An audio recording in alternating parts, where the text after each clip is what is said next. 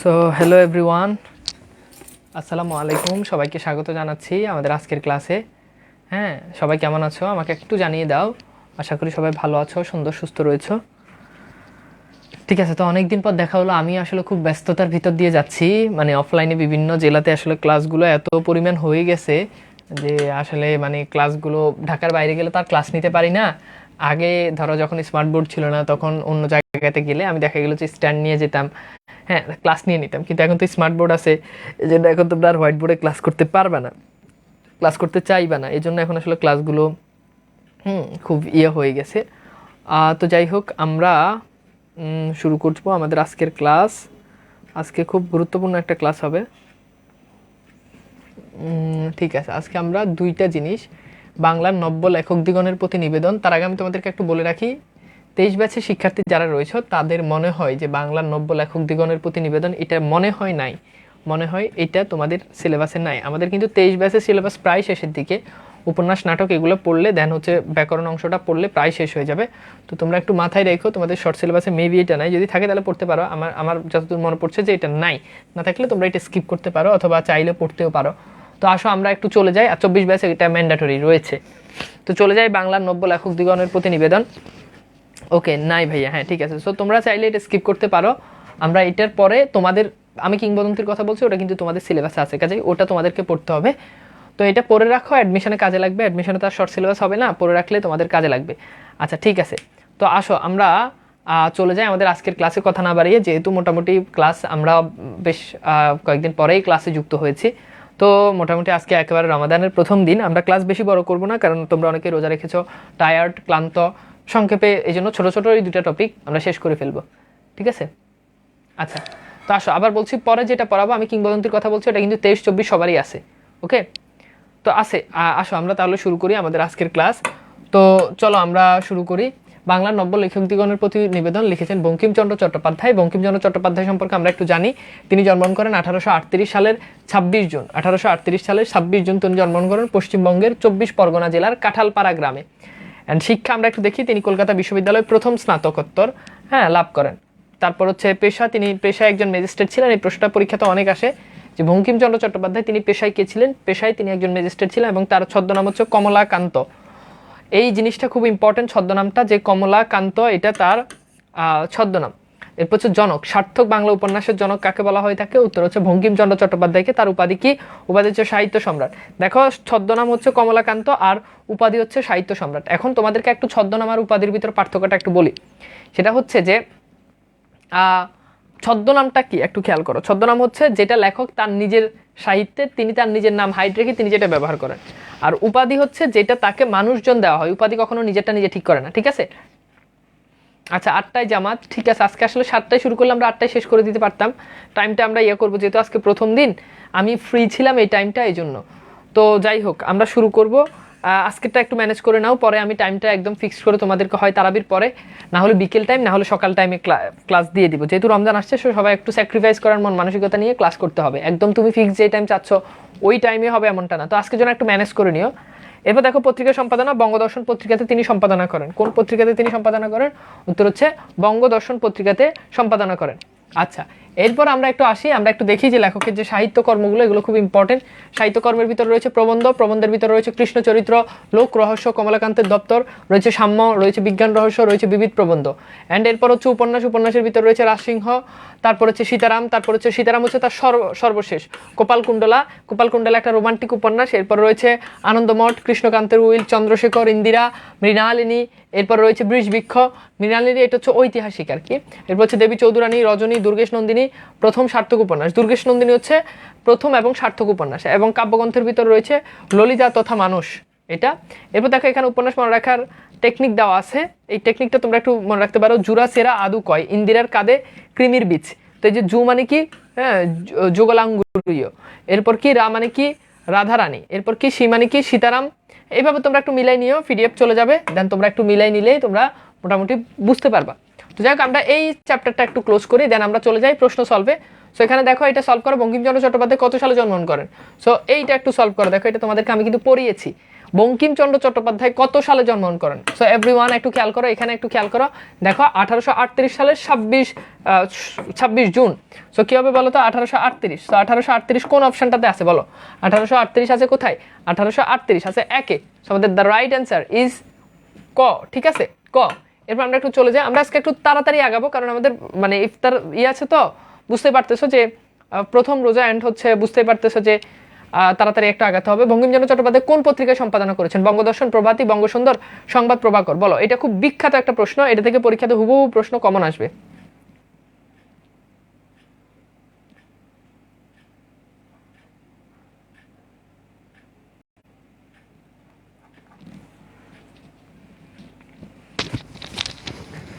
Good, কি হবে বলো? উত্তর হচ্ছে তিনি বঙ্গদর্শন পত্রিকার সম্পাদক ছিলেন।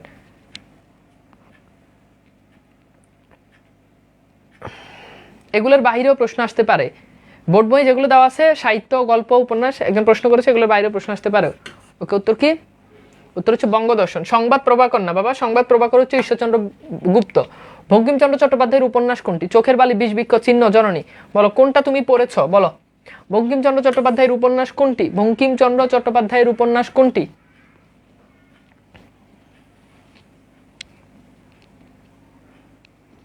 বঙ্কিমচন্দ্র চট্টোপাধ্যায়ের উপন্যাস কোনটি বলো?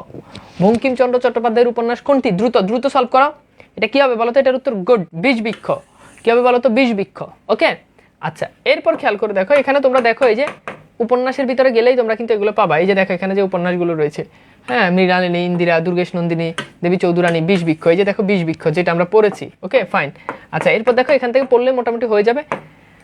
সো এবার আসো উৎস পরিচিতি, আমরা একটু দেখি। বাংলার নব্য লেখক দিগণের প্রতিনিবেদন রচনাটি প্রথম প্রকাশিত হয় প্রচার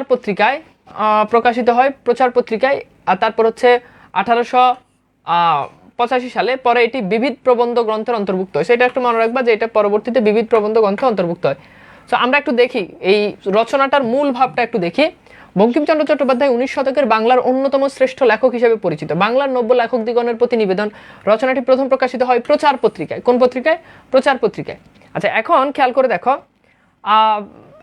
করে দেখো ভাইয়া, বাংলার নব্য লেখক দিগণের প্রতিনিবেদন মানে বাংলায় যারা লেখে, নতুন করে যারা লেখা শুরু করবে, মানে যারা নতুন করে লেখক হতে চায়, লেখা শুরু করছে, তাদের জন্য তার এই নিবেদন, মূলত এটাই। তো এরপর দেখো 1885 সালে, হ্যাঁ, তারপর দেখো পরে এটি বিবিধ প্রবন্ধ নামক গ্রন্থ অন্তর্ভুক্ত করা হয়। সাধুরীতিতে লেখা এই প্রবন্ধটি আকারে ছোট হলেও চিন্তার মৌলিকত্বে অসাধারণ। বক্তব্যের তাৎপর্য বিচার করলে প্রবন্ধটি রয়েছে সর্বকালীন বৈশ্বিক আবেদন।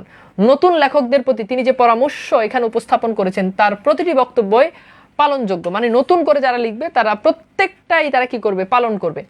খ্যাতি বা অর্থের উদ্দেশ্যে লেখা নয়, লিখতে হবে মানুষের কল্যাণ সাধন কিংবা সৌন্দর্য সৃষ্টির অভিপ্রায়। মানে তুমি লিখে টাকা ইনকাম করে ফেলবা, লিখে জনপ্রিয় হয়ে যাবা, এইটা করা যাবে না, ঠিক আছে? এটা করা যাবে না। আচ্ছা, এরপর খেয়াল করে দেখো, এরপর বলেছে বঙ্কিমচন্দ্রের মতে অসত্য, নীতি নৈতিকতার বিরোধী কিংবা পরনিন্দার উদ্দেশ্য প্রণোদিত বা স্বার্থতাড়িত লেখা পরিহার বাঞ্ছনীয়। তিনি বলতে চান নতুন লেখকরা কিছু লিখে তাৎক্ষণিকভাবে না ছাপিয়ে কিছুদিন ধরে অপেক্ষা করে পুনরায় পাঠ করলে লেখাটি সমৃদ্ধ হয়ে উঠবে। হ্যাঁ, উঠবে। যার যে বিষয় অধিকার নেই সে বিষয়ে লেখার চেষ্টা করা তেমন অনুচিত, তেমনি লেখার বিদ্যা জাহির করার প্রবণতাটাকেও তিনি নিন্দনীয় বলে মনে করেছেন। অর্থাৎ নতুন লেখক যখন কোনো জিনিস লিখবে, লিখে সাথে সাথে সেটা ছাপিয়ে ফেলবে, এটা তিনি নিষেধ করেছেন। আগে তুমি ওই লেখাটা তোমার কাছে রাখো, বারবার পড়লে সেখানে কোনো ভুল ত্রুটি থাকলে সেটা হয়ে যাবে। যার যে বিষয়ে দক্ষতা নেই সে বিষয় না লেখা ভালো। এখন তোমার বাংলা সম্পর্কে অভিজ্ঞতা নেই, তুমি বাংলা বই লিখে ফেলবা না। তো যার যেই সাইডে দক্ষতা আছে সে সেই সাইডে লেখা উচিত। হ্যাঁ, এরপর খেয়াল করো, এরপর বলছে অনুকরণ বৃত্তিকে দূষণীয় বলেছেন। মানে আরেকজনও অনুকরণ করে লিখে ফেলবে, এটা অনাবশ্যকভাবে লেখার সৌষ্ঠব বৃদ্ধি বা পরিহাস করার চেষ্টা তার কাছে কাম্য নয়। সরলকেই তিনি সকলের অলঙ্কার বলে শ্রেষ্ঠ অলঙ্কার মনে করেন। অর্থাৎ সরল করে লেখা এটাই সবচেয়ে বড় অলঙ্কার। সর্বোপরি বস্তুনিষ্ঠার উপর গুরুত্ব আরোপ করেছেন। এভাবে এই ছোট লেখাটি তিনি লেখকদের আদর্শ কি হওয়া উচিত তা অত্যাবশ্যকীয় শব্দ প্রয়োগে উপস্থাপন করেছেন। নবীন লেখকরা বঙ্কিমচন্দ্রের পরামর্শ মান্য করলে লেখক ও পাঠক সমাজ নিশ্চিতভাবে উপকৃত হবে, আমাদের মননশীল সৃজনশীল জগৎ সমৃদ্ধ হবে, হ্যাঁ, সমৃদ্ধতর হবে, সমৃদ্ধ থেকে সমৃদ্ধতর হবে। তার মানে বুঝতে পারতেছ নতুন লেখকরা আসলে কিভাবে লেখা উচিত, কোন কোন বিষয়গুলোকে মাথায় রেখে তারা লেখা উচিত, সেই সব বিষয় তিনি লিখেছেন। আমরা একটু দেখি এই প্রবন্ধের ভিতর আমরা একটু খেয়াল করে দেখি যে শব্দার্থ টিকা, এখানে আমরা দেখেছি প্রবল মানে হচ্ছে খুব, রুচি মানে তো আমরা বুঝি প্রচন্ড, বিকৃত মানে তো বুঝি অস্বাভাবিক বিকট, অনিষ্টকর, অনিষ্টকর মানে হচ্ছে ক্ষতিকর, ঠিক আছে। সো আমরা একটু এগুলোর একটু অর্থটা জানে। মনুষ্য মানে হচ্ছে মানুষ, মঙ্গল মানে তো বুঝো কল্যাণ, সৃষ্টি মানে তৈরি, পরপীড়ন এটা খুব ইম্পর্টেন্ট, পরপীড়ন মানে হচ্ছে অন্যকে অত্যাচার বা অন্যকে পীড়ন করা। হিতকর মানে কি, হিতকর মানে হচ্ছে কল্যাণকর। এরপর দেখো সংশোধন মানে কি, মানে বিশুদ্ধকরণ। এরপর দেখো দোষ মানে কি, দোষ মানে হচ্ছে কি, দোষ শব্দের অর্থ হচ্ছে ত্রুটি, এগুলো আমরা জানি। কার্যে মানে কাজে, ব্রতী মানে কি, ব্রতী মানে প্রতিজ্ঞা গ্রহণ করেছে এমন। অবনতিকর মানে হচ্ছে যাতে অবনতি হয় বা ক্ষতি হয়। হস্তক্ষেপ মানে হচ্ছে হাত দেওয়া। অকর্তব্য মানে হচ্ছে কর্তব্য বহির্ভূত, মানে যেটা কর্তব্যের ভিতরে পড়ে না। বিদ্যা মানে কি, বিদ্যা মানে অধ্যয়নজনিত জ্ঞান। অতিশয় মানে অত্যন্ত, পরিপাঠ্য মানে হচ্ছে সুবিন্যস্ত। হানিজনক হচ্ছে ক্ষতিকর। কদাচ মানে হচ্ছে কখনো, মানে কদাচিৎ বলে না ওখান থেকে আর কি। তারপর দেখো উদ্দিত মানে হচ্ছে আহরণকৃত, হ্যাঁ, উত্থাপিত বা উত্তোলিত। এবার আসে এরপর হচ্ছে শ্রেষ্ঠ মানে কি, পাঠক মানে কি, অনুকরণ মানে কি, অনুকৃত মানে কি, অনুকৃত মানে অনুকরণ করা হয়েছে এমন, আর অনুকরণ মানে নকল। প্রযুক্ত মানে হচ্ছে নিয়োযুক্ত বা প্রয়োগ করা হয়েছে এমন। রক্ষিত মানে হচ্ছে রাখা হয়েছে এমন। উন্নতি মানে হচ্ছে উৎকর্ষ। তো এইখানে যে গুরুত্বপূর্ণ যে শব্দার্থগুলো রয়েছে সেই শব্দার্থগুলো আমরা কিন্তু পড়ে ফেললাম, ঠিক আছে। শব্দার্থগুলো আমরা পড়ে ফেললাম। দেখো আমি কিন্তু আমার মতো করে পড়াচ্ছি, এগিয়ে যাচ্ছি, কিন্তু তোমরা যারা কমেন্টে অন্যদিকে মনোযোগ দিয়ে রাখছো, দয়া করে বাবা একটু এই গুরুত্বপূর্ণ টাইমটা পড়াচ্ছি, একটা মানে বুঝতে পারতো যে একটা হিমশিম সময়ের ভিতরে পড়াচ্ছি। সো হয়তো কমেন্ট না করে পড়া একটু মনোযোগ দাও, বোঝার জন্য ট্রাই করো। ওকে, সো এখানে হচ্ছে লেখক 12টা উপদেশ দিয়েছেন। আমি আবার বলতেছি, লেখক এখানে 12টাই উপদেশ দিয়েছেন। আবার বলছি, লেখক এখানে 12টা উপদেশ দিয়েছেন। লেখক এখানে কি করেছেন, 12টা উপদেশ দিয়েছেন। সে উপদেশগুলো একটু দেখি। নাম্বার 1, এখানে আমি দেখো প্রত্যেকটা উপদেশ মানে প্রত্যেকটা তার যে লেখা আছে, যে পয়েন্ট, 12টা পয়েন্ট, প্রত্যেকটা পয়েন্টের এভাবে ব্যাখ্যা করে দিয়েছি। তো লেখক বলেছেন যশের জন্য লিখিবেন না। যশ মানে হচ্ছে খ্যাতি, মানে লিখে রাতারাতি আমি একজন বিখ্যাত রাইটার হয়ে যাব, অনেক খ্যাতি হয়ে যাবে, ফেমাস হয়ে যাব, এই উদ্দেশ্যে লিখবেন না। তা হইলে যশ হইবে না, লেখাও ভালো হইবে না। একদম যশ মানে খ্যাতি অর্জন করবো, এটা হইলে পরে খ্যাতিও পাবেন না, আপনার লেখার মানও ভালো হবে না। লেখা ভালো হইলে যশ আপনি আসবে, অর্থাৎ আপনার যদি ভালো লেখেন তাহলে আপনার খ্যাতি এমনিতে আসবে। তার মানে ভালো লিখবো এই টার্গেট করে লিখতে হবে, লিখে বিখ্যাত হয়ে যাব এই টার্গেট করে লেখা যাবে না। তো বলেছেন যে খ্যাতির জন্য লিখবেন না, খ্যাতির জন্য লিখলে লেখা হবে না, লেখা ভালো হলে খ্যাতি এমনিতেই আসবে। এটার ব্যাখ্যা হচ্ছে এইটা। ওকে, এবার দেখো এটা সলভ করো। বঙ্কিমচন্দ্র চট্টোপাধ্যায় কিসের জন্য লিখতে নিষেধ করেছেন? যশের জন্য, বড় হওয়ার জন্য, বিখ্যাত হওয়ার জন্য, প্রকাশিক হওয়ার জন্য। বলো কি হবে এটা?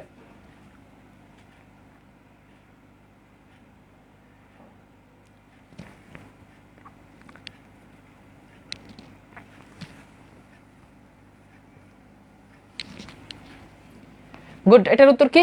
এক, অর্থাৎ যশের জন্য লিখতে তিনি নিষেধ করেছেন। যশ কিভাবে আসে? লেখা ভালো হলে, লেখা বড় হলে, লেখা উন্নত হলে, লেখা কঠিন ভাষার হলে। বলো এটা সলভ করো। যশ কিভাবে আসে বঙ্কিমের মতে? মানে যশ বলতে যে তোমার খ্যাতি, খ্যাতিটা তুমি কিভাবে আনতে পারবা, খ্যাতিটা কিভাবে আসে? গুড, উত্তর হচ্ছে কি ক, অর্থাৎ লেখা ভালো হলে যশ এমনিতেই আসে। আচ্ছা গুড, তার মানে এটা কি হবে? লেখা ভালো হলে। ওকে, এরপর খেয়াল করো, এরপর তিনি কি বলছেন? এরপর বলছেন টাকার জন্য লিখিবেন না, মানে লিখে বই প্রকাশ করে বই অনেক বই মেলায় বিক্রি হবে, সেখান থেকে টাকা ইনকাম করব, এই উদ্দেশ্য নিয়ে লেখা যাবে না। ইউরোপে এখন অনেক লোক টাকার জন্য লিখে, মানে ইউরোপে এখন অনেকজনেই টাকার জন্য লিখে এবং টাকাও পায়, মানে তারা টাকার জন্য লিখে কিন্তু তারা টাকাও পায়, লেখাও ভালো হয়। মানে ইউরোপের মানুষজন টাকার জন্য লেখে, তাদের লেখা ভালো হয়, তারা টাকাও পায়। কিন্তু আমাদের এখনো সেদিন হয় নাই, মানে আমাদের এখনো সেদিন হয় নাই যে আমরা একেবারে লিখে আহামরি টাকা ইনকাম করে ফেলবো। এখন অর্থের উদ্দেশ্যে লিখতে গেলে লোকরঞ্জন প্রবৃত্তি প্রবল হইয়া পড়ে, অর্থাৎ অর্থের উদ্দেশ্যে লিখতে গেলে লোকরঞ্জন, লোক দেখানোর জিনিসটা সেটা কি হয়ে যায়? বড় হয়ে পড়ে। এখন আমাদিগকে, মানে এখন আমাদেরকে দেশের সাধারণ পাঠকের রুচি ও শিক্ষা বিবেচনা করিয়া লোকরঞ্জন করিতে গেলে রচনা বিকৃত ও অনিষ্টকর, অনিষ্টকর মানে হচ্ছে ক্ষতিকর হইয়া যায়। অর্থাৎ এখন আমরা যদি দেশের সাধারণ পাঠকের রুচি এবং শিক্ষা বিবেচনা করে যদি লোকরঞ্জন করতে যাই, লোক দেখানো যদি লিখতে যাই, তাহলে সেটা কি হয়ে যাবে? সেটা বিকৃত হয়ে যাবে, বরং সেটা আরো হিতের বিপরীত হয়ে যাবে, সেটা অনিষ্টকর হয়ে যাবে, মানে ক্ষতিকর হয়ে যাবে। এটার ব্যাখ্যা এখানে খুব সুন্দর করে দেওয়া আছে। টাকার জন্য লিখিবেন না। ইউরোপে অনেক লেখক টাকার জন্য লিখে এবং তারা টাকা, হ্যাঁ, উপায় লেখা ভালো হয়, মানে তারা টাকার জন্য লিখে, তাদের লেখাও ভালো হয়। কিন্তু আমাদের দেশে এখনো এই দিন আসে নাই, আমাদের এখানে টাকা অর্জনের উদ্দেশ্যে লিখতে গেলে তা মনোরঞ্জন অধিক হবে, হ্যাঁ, মানে অন্যকে খুশি করা এমনটা আর কি, যা মোটেও সঙ্গত নয়। এবার দেখো ইউরোপে এখনো অনেক লোক কিসের জন্য লিখে? যশের জন্য, টাকার জন্য, স্বার্থের জন্য, খ্যাতির জন্য।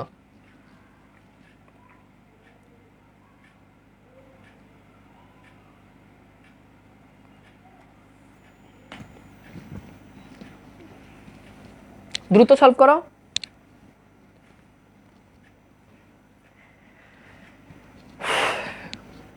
গুড। এটা কি হবে বলো তো? টাকার জন্য। এটাও কি হবে? টাকার জন্য। এবার দেখো আমাদের এখনো কোন দিক হয়নি?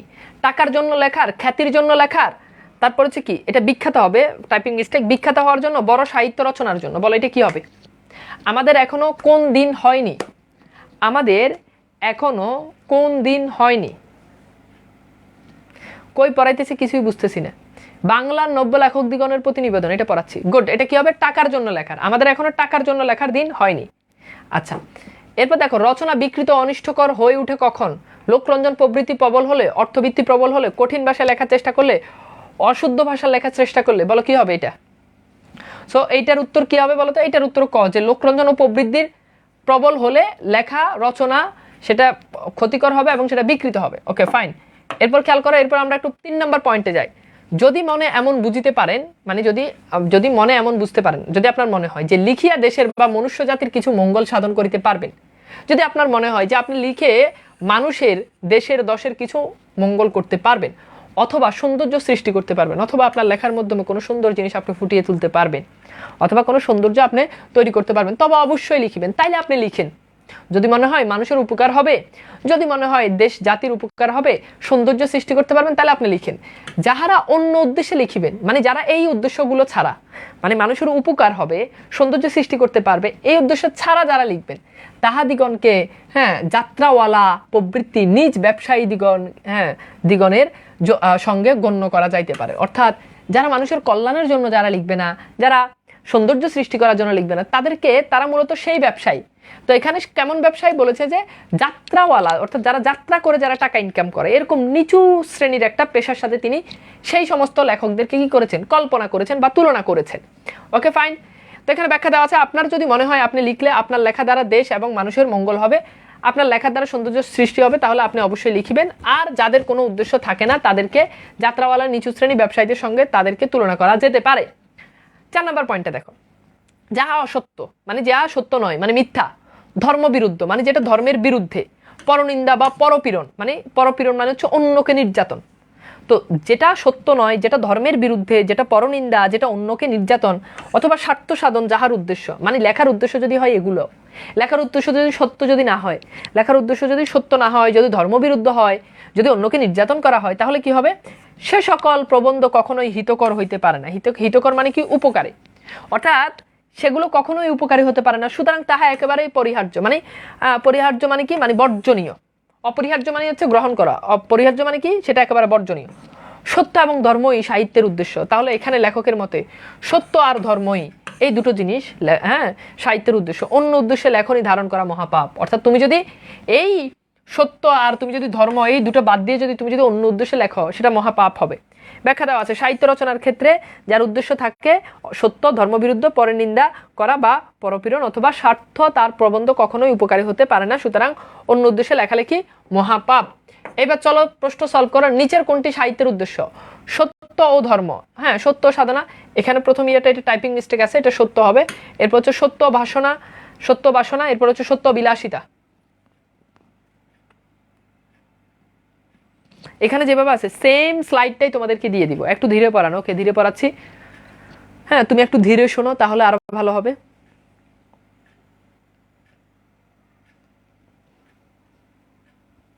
গুড। এটা কি হবে? ক হবে, সত্য ও ধর্ম। এটা কি হবে বলো তো? সত্য ও ধর্ম। গুড, ভেরি গুড, সত্য ও ধর্ম। Okay fine. এরপর খেয়াল করো, 5 নম্বর পয়েন্টে চলে যায়। 5 নম্বর পয়েন্টে লেখক বলছেন, যাহা লিখিবেন, মানে আপনি যেটা লিখবেন তাহা হঠাৎ ছাপাইবেন না। মানে আজকে লিখছি, আজকে রাতে লিখছি, কালকে আমি এটা ছাপাই ফেলবো না, এত উত্তেজনা দরকার নাই। কিছু কাল ফেলিয়ে রাখেন। কাল বলতে এখানে বোঝানোর সময়, কিছু সময় আপনি ফেলে রাখেন, কিছু কাল পরে উহার সংশোধন করিবেন। অর্থাৎ তুমি যখন একটা জিনিস যখন লিখবা, বারবার যখন তুমি এটা ঘরে রাখবা, দেখবা, তখন দেখবে ওটার ভিতরে ভুল ত্রুটি থাকলে সেগুলো তোমার চোখে পড়বে। সেই জিনিসটাই বলছে যে কিছুকাল আপনি সেটা রেখে দেন, তাহলে দেখবেন প্রবন্ধে অনেক দোষ আছে, মানে সেটা হলে আপনার প্রবন্ধে অনেক ভুল ত্রুটি আছে, সেটা আপনার চোখে পড়বে। কাব্য, নাটক, উপন্যাস 2-1 বছর ফেলিয়া রাখিয়া তারপর সংশোধন করিলে বিশেষ উৎকর্ষ মানে হচ্ছে তোমার ভালো আর কি, উৎকর্ষ, তাহলে ফিডব্যাক ভালো পাবেন।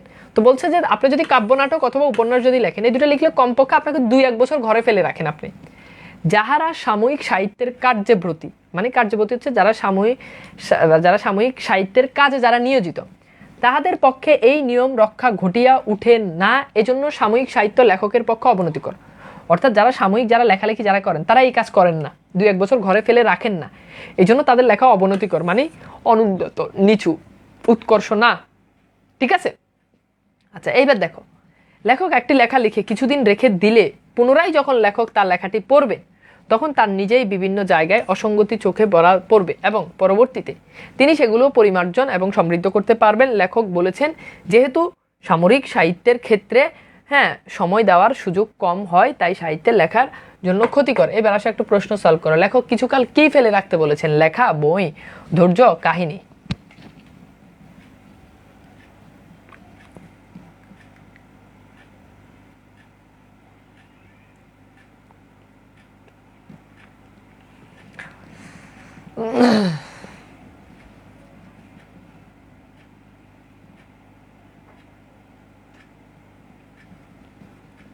কি হবে এটা? গুড, এটা হবে লেখা। লেখক কি বলেছেন? যে লেখা কিছুকাল ফেলে রাখেন, নট বই। আচ্ছা, এরপর খেয়াল করো, এরপর বলেছেন কিছুকাল পরে উহা সংশোধন করিবেন। উহা কি? মানে লেখা, চরিত্র, ধৈর্য, অভ্যেস। বলো কি হবে? এটা সলভ করো। কিছুকাল পরে লেখক কি সংশোধন করার কথা বলেছেন? কিছুকাল পরে লেখক কি সংশোধন করার কথা বলেছেন?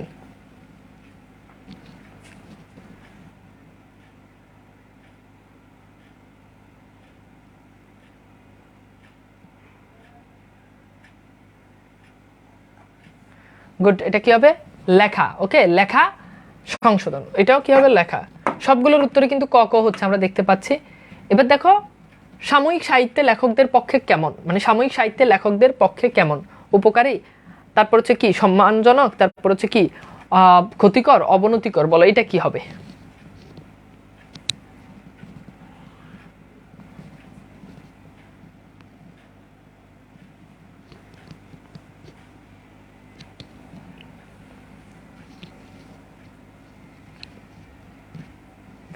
গুড, এটা কি হবে? অবনতিকর। ওকে, আমাদের গল্পে উল্লেখ আছে যে এটা অবনতিকর হবে। এরপর চলে যাই আমরা 6 নাম্বার পয়েন্টে। 6 নাম্বার পয়েন্টে বলেছেন, যে বিষয় যাহার অধিকার নেই সে বিষয় তাহার হস্তক্ষেপ অকর্তব্য, মানে কর্তব্য নাই। মানে যে বিষয় তুমি ভালো জ্ঞান রাখো না, যে বিষয় তোমার ভালো আইডিয়া নাই, ওই বিষয়ে তুমি লেখা, হস্তক্ষেপ বলতে ওই বিষয়ে তুমি লিখতে যাওয়া, সেটা খুবই মানে সেটা তোমার কর্তব্য না।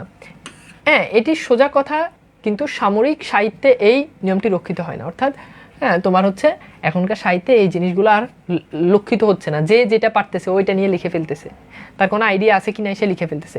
বিদ্যা প্রকাশের চেষ্টা করিবেন না, অর্থাৎ আমি অনেক জানি, আমি অনেক জ্ঞানী, এরকম চেষ্টা কখনোই করিবেন না। বিদ্যা থাকিলে তা আপনি প্রকাশ পাইবেন। অর্থাৎ আপনি যদি অনেক কিছু জানেন তাহলে সেটা আপনার লেখার মাধ্যমে এমনিতেই প্রকাশ পাবে, নিজেকে জাহির করার দরকার নেই, চেষ্টা করিতে হয় না। বিদ্যা প্রকাশের চেষ্টা পাঠকদের অতিশয় বিরক্তকর। অর্থাৎ নিজেকে জাহির করা, নিজেকে অনেক জ্ঞানী প্রমাণ করা নিজের লেখার মাধ্যমে, এটা পাঠকদের কাছে খুবই বিরক্তকর এবং রচনা পরিপাঠ্যের বিশেষ হানিজনক। মানে এবং রচনাকে আপনার যে রচনাটা লিখতেছেন সেটার জন্য খুবই বিপজ্জনক বা খুবই অপমানজনক। এখনকার প্রবন্ধে ইংরেজি, সংস্কৃত, ফার্সি, জার্মান, তারপর হচ্ছে কি কোটেশন বড় বেশি দেখতে পাই। বুঝতে পেরেছ? তো এখনকার জিনিস এই যে কোটেশনটা খুব বেশি আমরা দেখতে পাই, যে ভাষায় আপনি জানেন না, পরের গ্রন্থের সাহায্যে সে ভাষা হইতে কদাচ মানে কখনো কখনো উদ্ধৃতি করবেন না। অর্থাৎ আপনি ইংরেজি খুব ভালোভাবে জানেন না, কিন্তু আপনি বাংলার ভিতরে ইংরেজি ঢুকাই দিতেছেন কয়েকটা উদ্ধৃতি মানে হচ্ছে কোটেশন মানে কি অন্যের উদ্ধৃতি, সেগুলো আপনি আপনার লেখার ভিতরে আনবেন না। এখানে সেই জিনিসটাই বলেছে যে আপনি অন্যের লেখাকে কোটেশন করার কোনো দরকার নেই। এবার দেখো, এখনকার প্রবন্ধে ইংরেজি, ফার্সি ভাষায় কোনটি দেখা যায়? কোটেশন, অলংকার, প্রভাব, অনুকরণ। বলো কি হবে?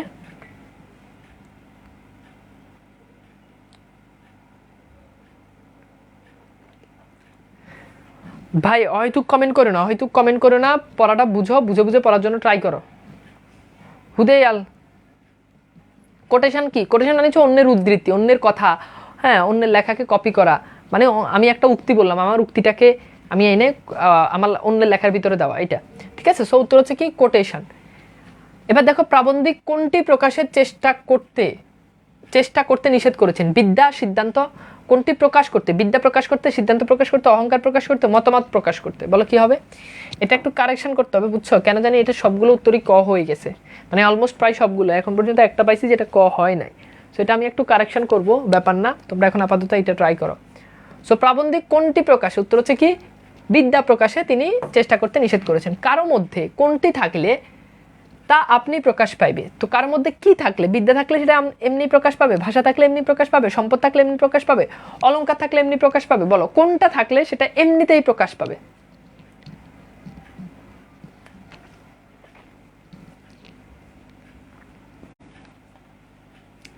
গুড, এটা কি হবে? বিদ্যা থাকলে সেটা এমনিতেই প্রকাশ পাবে। এরপর দেখো, অলংকার প্রয়োগ বা রসিকতার জন্য চেষ্টিত হইবেন না। মানে আপনি লেখার ভিতরে খুব বেশি অলংকার ব্যবহার করবেন। ওই যে ছন্দ অলংকার, তোমরা উপরের লেভেলে পড়লে বুঝবা, অলংকার আছে, লেখার অনেকগুলো অলংকার আছে। হ্যাঁ, সেই অলংকার জিনিসটা কি তোমাদেরকে এখন যেমন কবিতার ছন্দ পড়ো না, এই ছন্দ সেই ছন্দ, ছন্দ মিলে মিলে লেখে, তো তেমনি লেখারও একটা অলংকার আছে। এই যে তোমরা যে মানে এই যে দেখো, হাট্টিম হাট্টিম টিম, তারা মাঠে পারে ডিম, এই যে ছন্দটা আছে, এই যে মিল, হ্যাঁ, এরকম অলংকার আছে বাংলা সাহিত্যে, প্রত্যেকটা লেখায় এরকম অলংকার আছে। অথবা আমি তোমাদেরকে অলংকার বলে আর সোজা করে বলে লেখা শোভাবর্ধন করার জন্য, লেখার সৌন্দর্য, হ্যাঁ, নির্মাণ করার জন্য। তো বলছে যে আপনি লেখার ভিতরে অলংকার ব্যবহার করবেন, রসিকতা করবেন, এই চেষ্টা করেন না। স্থানে স্থানে অলংকার বা ব্যঙ্গের প্রয়োজন হয় বটে, লেখকের ভাণ্ডারে তার সামগ্রী থাকলে প্রয়োজন মতো আপনি আপনি আসিয়া পৌঁছিবে। বলছে যে আপনার ভিতরে যদি মেধা থাকে, আপনি যদি পারেন, তাহলে পারলে আপনি এমনিতেই আপনার লেখার ভিতরে এমনিতেই অলংকার চলে আসবে। অহেতুক আপনি লেখার ভিতরে সাজসজ্জা করার দরকার হবে না। ভান্ডারে না থাকিলে মাথা টুকিলেও আসবে না। মানে আপনার মাথার ভিতরে যদি আপনার যদি জ্ঞান কম হয়, ভান্ডার বলতে আপনি যদি সেই বিষয়ে যদি অজ্ঞ হন, তাহলে আপনার মাথায় এভাবে ঠুকাইলেও আপনার ভিতর থেকে কি হবে না, কিছু বাইর হবে না। এরপর বলছে অসময় বা শূন্য ভান্ডারে অলংকার প্রয়োগে বা রসিকতার চেষ্টা মতেই কদার্য, মানে ঘৃণ্য, আর কিছুই নয়। অর্থাৎ আপনি জানেন না, আপনার ভালো আইডিয়া নাই, কিন্তু আপনি সাহিত্যের ভিতরে রসিকতা করতে যাবেন না, অলংকার হয়তো অলংকার খাটাবেন না, তাহলে দেখবেন যে আপনার লেখা এমনিতেই খারাপ হয়ে যাচ্ছে। ঠিক আছে, আপনার ভান্ডারে থাকলে সেটা এমনিতেই প্রকাশ পাবে। এরপর সেটা সলভ করো।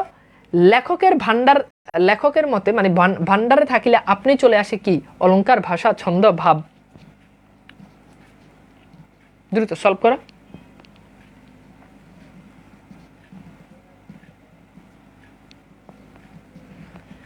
ভান্ডারে থাকলে আপনি চলে আসে কি? গুড, অলংকার। সবগুলোর উত্তর ক। আসলে কেন যে এটা হয়েছে, আমি আসলে এটা দেখা উচিত ছিল, মানে সবগুলোর উত্তর ক হয়ে গেছে কেন জানি। ঠিক আছে, অলংকার। পিডিএফ কখন পাবো? আশা করি আজকে বা কালকের ভিতর পেয়ে যাবে। এবার দেখো, অসময় রসিকতার চেষ্টার আর কি আর নেই, মানে এখানে বলো এটা কি হবে? অসময় রসিকতার চেষ্টার কি নেই, মানে সৌন্দর্য নেই, ইচ্ছা নেই, কদার্য নেই, কদর্য নেই, বলো কি হবে এটা? গুড, এটার উত্তর কি? এটা সলভ করো, এটা খুব ইম্পর্টেন্ট। দেখো এখানে কিন্তু এটা কিন্তু আছে, এই যে এখানে এটা কিন্তু আছে, এই যে দেখো ঠিক এই লাইনটা, হ্যাঁ হ্যাঁ, এই দেখো, অসময়ে বা শূন্য ভান্ডার অলংকার প্রয়োগের রসিকতার এই যে চেষ্টার মতো, মানে ঘৃণ্য, ঠিক আছে, কদর্য, ঠিক আছে, তার মানে কি হবে? এটার উত্তর কি হবে বলো? এইটা হবে। ঠিক আছে, শেষটা। গুড, দেখো আমরা একটু ডিফারেন্ট পেয়েছি। হ্যাঁ, আচ্ছা, এবার দেখো 9 নম্বর পয়েন্টে বলেছেন, যে স্থানে অলংকার বা ব্যঙ্গ বড় সুন্দর বলিয়া বোধ হইবে, সেই স্থানটিতে কাটিয়ে দিবে, এটি প্রাচীন বিধি। আমি সে কথা বলি না, কিন্তু আমার পরামর্শ এই যে সে স্থানটি বন্ধুবর্গের পুনঃ পুনঃ পড়িয়া, মানে বারবার আর কি পড়িয়ে শুনাইবে। যদি ভালো না হয় থাকে, তবে দু চারি বার পড়িলেই লেখকের নিজেরই আর উহা ভালো লাগিবে না। হ্যাঁ, বন্ধুবর্গের নিকট পড়িতে লজ্জা করিবে, তখন উহা কাটিয়ে দিবে। বলছে যে তুমি অহংকার, মানে তুমি অলংকার ব্যবহার করো, যাই ব্যবহার করো, আগে তুমি নিজে নিজে সেটা তুমি পড়ো, কিংবা তুমি তোমার বন্ধুদেরকে পড়াও। নিজে নিজে তুমি যখন বারবার যখন পড়বা, যদি সেটা লেখা যদি ভালো হয়, তোমার নিজের কাছে পড়ে ভালো লাগবে। আর যদি ভালো না হয়, তাহলে তুমি তোমার বন্ধুদেরকে শুনাইতে গেলেই তোমার কি হবে? লজ্জা লাগবে। সেই জিনিসটাই বলছে। এবার দেখো, এরপর বলছে, যে স্থানে অলংকার ভালো লাগবে না, তা বন্ধুদের বারবার পড়ে শোনাতে হবে। মানে মানে এটা দ্বারা বুঝেছে যে কোনো একটা জিনিস লেখার পর তুমি একটা কবিতা লিখছো, এটা অন্যকে শোনাও, শোনালে সে তোমাকে একটা ফিডব্যাক দিবে, কিংবা তুমি যখন শোনাবা তখন তুমি নিজেও স্থির হতে পারবা যে আসলে তোমার লেখাটা কেমন। অথবা লেখক নিজেই সেটি বারবার পড়বেন। যদি লেখকের ভালো না লাগে, তাহলে সেই অংশটি বাদ দিয়ে দিতে বলেছেন। যদি নিজের কাছেই ভালো না লাগে, তাহলে ওই অংশটা বাদ দিয়ে দাও। এটা সলভ করো। কোথায় অলংকার বা ব্যঙ্গ প্রয়োজন মতো আসে না? উর্বর ভান্ডারে, সুন্দর ভান্ডারে, কুৎসিত ভান্ডারে, শূন্য ভান্ডারে। এটা সলভ করো। বা আপনার পিডিএফগুলো দারুণ, হ্যাঁ পিডিএফগুলো তো দারুণ হবেই, যে সময় দিয়ে এগুলো বানাই, বহু রাত আছে নির্ঘুম কাটিয়েছি শুধু এই পিডিএফগুলো। এরকম পিডিএফ দিয়ে বাংলাদেশে আর কোথায় ক্লাস হয় যে একটা পয়েন্ট পড়ানোর পর, একটা প্যারা পড়ানোর পর এই প্যারা থেকে আবার প্রশ্ন সলভ করা, গল্পের শেষে আবার একটা সৃজনশীল সলভ করা, গুরুত্বপূর্ণ জিনিসগুলো হাইলাইটস করে দেওয়া থাকা, প্রত্যেকটা জিনিসের যে ব্যাখ্যা দেওয়া থাকে, যেগুলোর অর্থ তোমরা বুঝো না সেগুলোর ব্র্যাকেটে ব্যাখ্যা দেওয়া থাকে। এটা এমনি এমনি হয় না, একদিনে হয় না। 600 টাকার একটা কোর্স 6000 টাকার ফিডব্যাক পাচ্ছ, এটা যারা স্বীকার করবে না তারা অকৃতজ্ঞ। আচ্ছা এবার খেয়াল করো, এখন নিজের কোর্সের প্রচারণা তো আমি ক্লাসে কখনোই বলি না, আমি ক্লাসে কখনো এখন পর্যন্ত বলছি যে তোমাদেরকে একেবারে দিয়ে উল্টে ফেলাইতেছি, ভাষায় ফেলাইতেছি 600 টাকার কোর্সে, আমি বলি না। তোমার মানে তোমার কাছে মনে হইলে সেটা তুমিই বলবা, তুমি এখান থেকে ফিডব্যাক পেলে সেটা অবশ্যই তুমি বলবা, এজন্য আমি নিজে কখনো এইসব কথা বলি না। আচ্ছা, সো এটার উত্তর হবে কি, যে শূন্য ভান্ডার, মানে শূন্য ভান্ডার না, মানে ভান্ডারে কোনো কিছু না থাকলে, জ্ঞান বুদ্ধি না থাকলে সেটা কিছুই হবে না। এবার দেখো শেষের দিকে চলে আসছি, 10 নম্বর পয়েন্ট দেখো, এখানে 11 নম্বর পয়েন্ট, যে সকল অলঙ্কারের শ্রেষ্ঠ অলঙ্কার সরলতা। এটা খুব ইম্পর্টেন্ট, যে তুমি লেখাকে সরল করে লিখো, এটাই তোমার লেখার অলঙ্কার। অলঙ্কার মানে ধরো সৌন্দর্য, এটাই তোমার লেখার সৌন্দর্য, তুমি লেখাকে সুন্দর করে লিখো, ঠিক আছে। এরপর দেখো, যিনি সোজা কথায় আপনার মনের ভাব সহজে পাঠককে বুঝাইতে পারবেন তিনিই শ্রেষ্ঠ লেখক। তাহলে লেখকের মধ্যে শ্রেষ্ঠ লেখক কি, যে মনের ভাবটাকে পাঠককে খুব সহজে বুঝাই দিতে পারবে, সেই শ্রেষ্ঠ লেখক। কেননা লেখার উদ্দেশ্য পাঠককে বুঝানো, মানে লেখার উদ্দেশ্যই হতে হবে যে পাঠক বুঝুক, পাঠককে বুঝাতে হবে। আচ্ছা এরপর খেয়াল করে দেখো 11 নম্বর পয়েন্টটা দেখো, কাহারও অনুকরণ করিও না, মানে লিখতে গিয়ে কারো অনুকরণ করবে না। এটা 23 ব্যাচের নাই, বলছি তো বাবা, যার দরকার নাই সে কইরো না 23 ব্যাচের। পরে যা তুমি ভিডিওটা স্কিপ করে চলে যাও, অথবা অপেক্ষা করো অন্য সাবজেক্ট পড়ো, আমরা যখন ওটা পড়াবো তখন পড়ে নিও। এই সোজা কথা না বুঝলে কি হবে, আর সময় থাকলে এটা করে নাও, অ্যাডমিশনে তো এখান থেকে প্রশ্ন আসবে। রাকিউন, তুমি ক্লাসের মাঝখান দিয়ে এসে কেন ডিস্টার্ব করতেছো? এগুলো তো ক্লাসের মানে প্রথমেই বলে দেওয়া হয়েছে, বারবার একই প্রশ্ন কেন করতেছে? এটা 23 ব্যাচের নাই, আমি জানি না এটা 23 ব্যাচের আছে না নাই। আচ্ছা এরপর খেয়াল করো, কার মানে এখানে যেহেতু 23-24 ব্যাচ আছে, তো তোমাকে একটু কম্বাইন করতে হবে না? এর আগে তো যতগুলো ক্লাস হয়েছে সবগুলো তো 23 ব্যাচের ছিল, 24 ব্যাচেরও আছে, সবগুলো আলাদা ক্লাস, কিন্তু এখন তো শেষের দিকে, এখন দু একটা এরকম হবে না। এখন আমি কি শুধু একটা প্রবন্ধ পড়াই দিলে, একটা আধা ঘন্টা একটা প্রবন্ধ পড়াই দিয়ে চলে যাবো? আশ্চর্য কথাবার্তা। আমাদের সবগুলো 23 এবং 24 ব্যাচের সবগুলো কবিতা শেষ, তো কবিতা আছে আর একটা, যেটা 23 ব্যাচের আছে, 24 ব্যাচেরও আছে, তো এরকম একটা কবিতা পড়াতে হবে না? সেই জায়গায় ছোট একটা জিনিস, সব এগুলো তো আমি তো হিসাব করে ক্লাস নিই বাবা, আমি তো হুদে এখানে এসে তোমার মানে 23 ব্যাচের 24 ব্যাচের ভিতরে ঢুকে দিনে। 23 ব্যাচের যে কবিতাটা আছে, আমি কিংবদন্তির কথা বলছি, ওইটা পড়াইতে তোমার আধা ঘন্টা 40 মিনিট লাগবে। তো এরপর একটা ক্লাসকে আধা ঘন্টা 40 মিনিটের আমি নিব, তখন তো তুমি বাইরে হয়ে গ্রুপে পোস্ট দিবা যে তানভীর ভাইয়ের কোর্স কিনছি, ক্লাস নেই, 30 মিনিট 40 মিনিট ক্লাস নেই। আমি চিনি না তোমাদেরকে, আমি চিনি না, পাকনামি করবা না। এত কিছু করার পরও তারপরও তোমরা তারপর বলবা যে না তোমাদের আরো হয় না।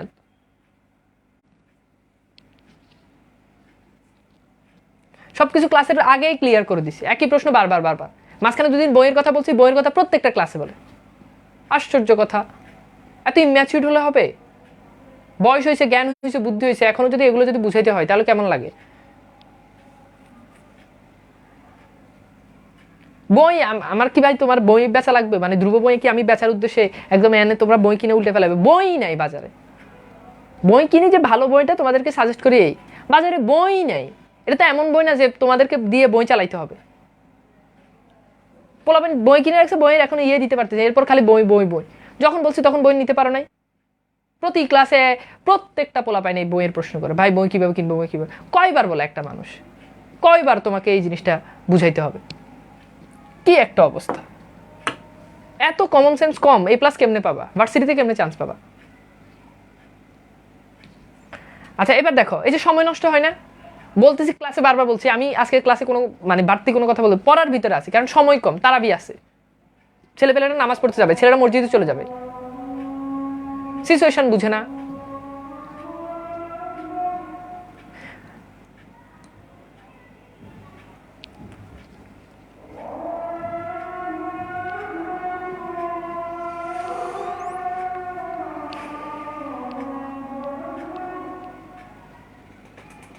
আচ্ছা আজানটা শেষ হোক।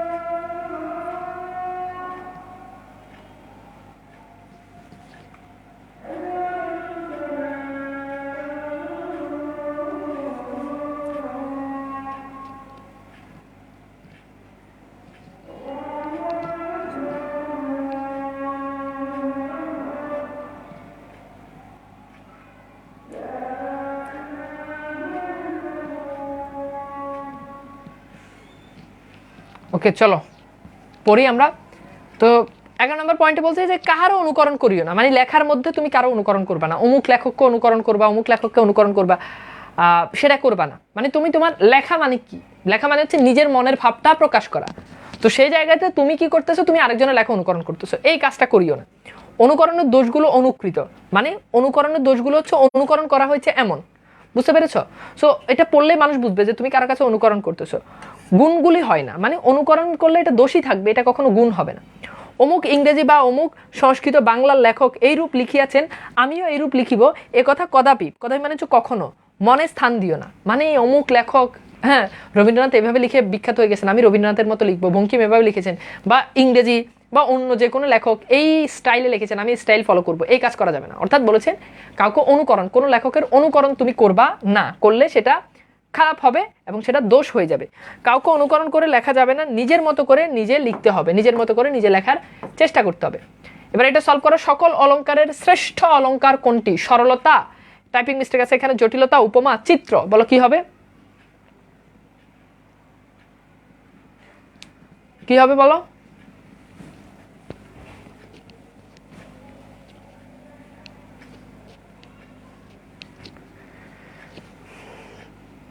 গুড, এটা কি হবে বলো তো? সরলতা। গুড, এটা হবে সরলতা।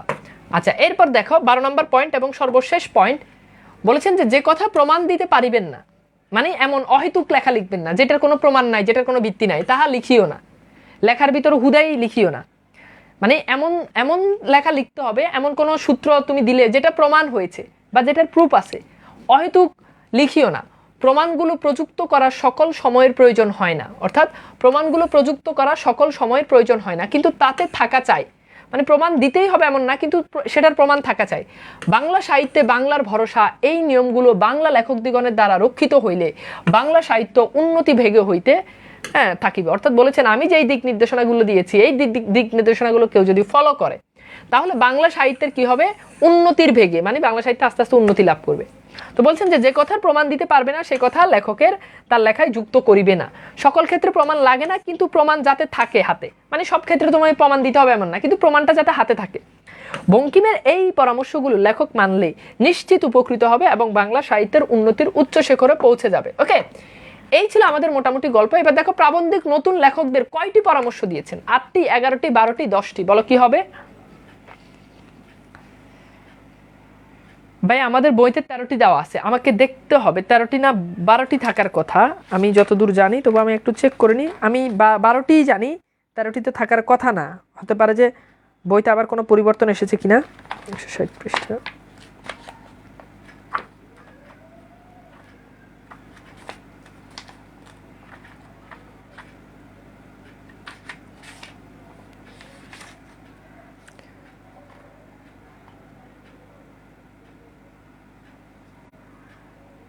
আচ্ছা আচ্ছা সরি, এখানে ঠিক আছে, অনেক জায়গাতে 13টি দেওয়া থাকে। অ্যাকচুয়ালি এই যে 12টার অর্ধেক, মানে এই যে 12 যেটা থাকে, এই যে এখান থেকে আবার 13টা দেওয়া থাকে। ওকে, সো অ্যাকচুয়ালি এটাকে আমরা 12টাই বলবো, কিন্তু 12টাই বলবো। আমি যত নথি, মানে যত ইয়েতে দেখেছি, রেফারেন্স নিয়ে আমি ঘাটাঘাটি করেছি, তো 13টা যেখানে দেওয়া থাকে এখানে হচ্ছে এই পয়েন্টটা থেকে তারা 13টা দেওয়া থাকে। তো আমরা অ্যাকচুয়ালি এখানে 12টাই বলবো। আমি সব জায়গায় দেখি যে 12টা ইয়ে ছিল এবং এটাই বেশি বিখ্যাত, এটাই আমাদের রাইট অ্যান্সার হবে। এখন দেখো এখানে কিন্তু এটা কিন্তু আমি একটা বোর্ডের ইয়ে থেকে নিয়েছি, বাট এখানে কিন্তু 13 কিন্তু অপশানেই নেই, কাজে 12 উত্তর হবে। ওকে, আচ্ছা চলো, যারা 13টি দেখেন তারা ওই যে ওখানে 12-এর ভিতরে আরেকটা বাড়িয়ে দেন। এবার দেখো আমরা একটা সৃজনশীল সলভ করি। সৃজনশীলটা হচ্ছে এমন যে শরৎচন্দ্র চট্টোপাধ্যায় তার লেখনীর মাধ্যমে সমাজের পরিবর্তনের চেষ্টা করেছেন।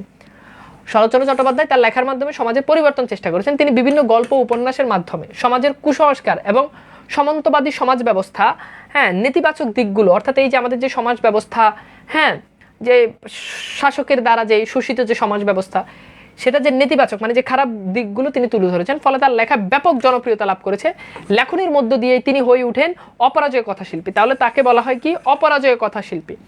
এখন আসো আমরা একটু দেখি আমাদের প্রশ্ন নাম্বার 1, যে লেখকের মতো সভ্য ও ধর্ম ব্যতীত অন্য উদ্দেশ্যে লেখনী ধারণ করা কি?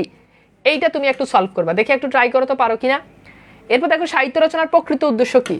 তো লেখক এখানে যে কথাগুলো বলেছেন যে সাহিত্য রচনার প্রকৃত উদ্দেশ্য হবে মানুষকে সরলভাবে বোঝানো, সৌন্দর্য সৃষ্টি করা, লেখার মাধ্যমে দেশ, জাতি এবং মানুষের উপকার সাধন করা, এই উদ্দেশ্যই হচ্ছে কি সাহিত্য রচনার প্রকৃত উদ্দেশ্য।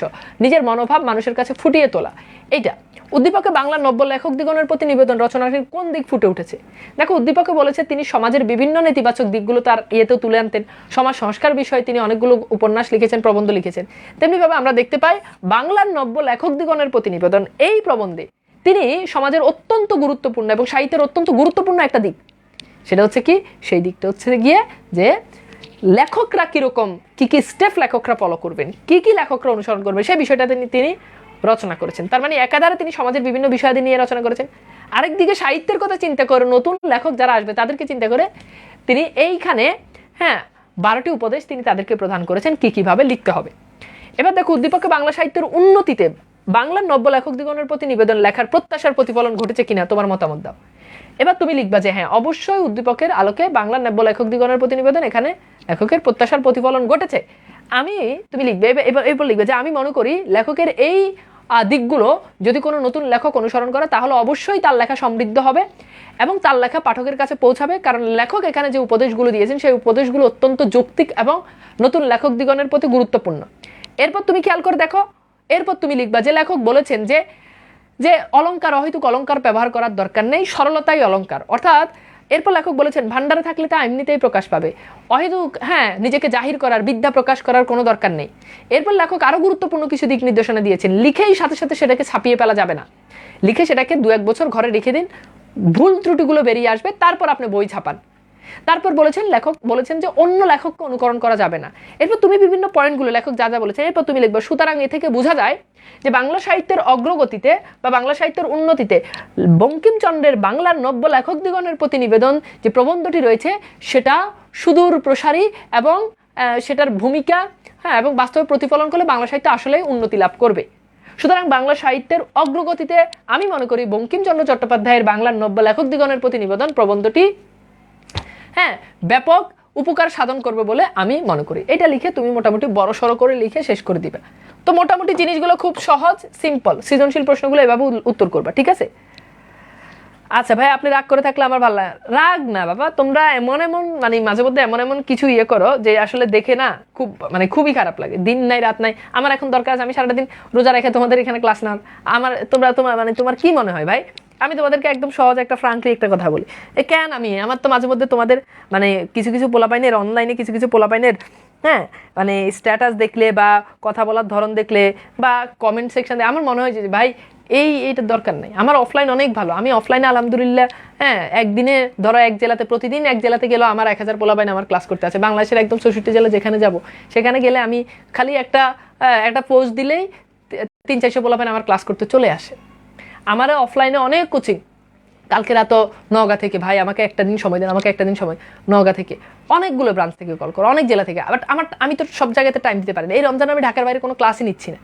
তোমাদের ওই যে বন্দিপাঠ ছেলে আজকে উত্তরা ব্রাঞ্চে ক্লাস নিতে গেছি সকালে, সেই কত আগ থেকে একটা ক্লাস নিয়ে দিয়ে আসছি, এরপর আর যাই নাই। কুমিল্লা থেকে কল করতেছে, আমি এখনো যাইতেই পারি না, সময় পাই না। তো আমার তো ভাই একদম তোমার এই কোর্সের টাকা দিয়ে করতে হবে সেটা না, এখানে পড়াই যাতে দেশের প্রান্তিক শ্রেণীর স্টুডেন্ট যারা সব জায়গাতে আমাকে পাবে না তারা যাতে এখানে ক্লাসটা যাতে করতে পারে। এছাড়া তো আমি তো একেবারে ঘরের ভিতরের মানুষ না যে তোমাকে ঘরের ভিতরে ঢুকাই তোমাকে এখানে আমার ক্লাস করাইতেই হবে, তোমাকে ক্লাস করাই তোমার থেকে 600 টাকা নিতে হবে, এই ধরনের মানুষ তো আমি না। আমার তো আলহামদুলিল্লাহ এই কোর্স এগুলো না করলেও আমার আলহামদুলিল্লাহ আল্লাহ দিলে অনেক কিছু আছে, দরকার নাই তোমার এই কোর্সে। একটা কোর্স করে কত টাকা আসবে, কয় লাখ টাকা আসবে, এই টাকা দিয়ে কি আমি টাকার জন্য পড়াই তোমাদেরকে? এই টাকা দিয়ে আমি আমার পেট চালাই? কি মনে হয়? পড়াই ভালো লাগে, যারা আছে সবসময় পোলাপাইন একটা ব্যাচের পর একটা ব্যাচ রান করলে স্টুডেন্টও হয়, ভালো পড়ায় এই জন্য স্টুডেন্ট হয়। দেখো তো শুধু বাংলার জন্য একটু হিসাব মিলে দেখো, শুধু বাংলা পড়ায় এই যে এই গ্রুপে এখন মনে হয় 1700 স্টুডেন্ট, আই ডোন্ট নো, আমার যতদূর মনে পড়ে 1700। এই ব্যাচটা শেষ হইতে তো 2500 স্টুডেন্ট হবে কনফার্ম। 2500 স্টুডেন্ট শুধু বাংলার জন্য কোথায় কোর্স করে বলো? শুধু তানভীর ভাইয়ের কোর্স করে। এবং এইটার জন্য আমি কিন্তু প্রাউড এবং ইটস মাই ক্রেডিট যে আমার কোর্সে এত স্টুডেন্ট ক্লাস করে। আর কোন স্যারের ক্লাসে এত ক্লাস করে? সবাই ভালো পড়ায়, সবার প্রতি সম্মান ভক্তি শ্রদ্ধা। কিন্তু ব্যাপারটা হচ্ছে কি, এই যে ভালো পড়ায়, পোলাপাইন পড়তে চায়, পোলাপাইন কোর্স নামাইলেই আগ্রহ প্রকাশ করে, কোর্সে ভর্তি হয়, এই ভালোবাসার জায়গাটা থেকে কিন্তু পড়ায়, এছাড়া আর কোনো উদ্দেশ্য না।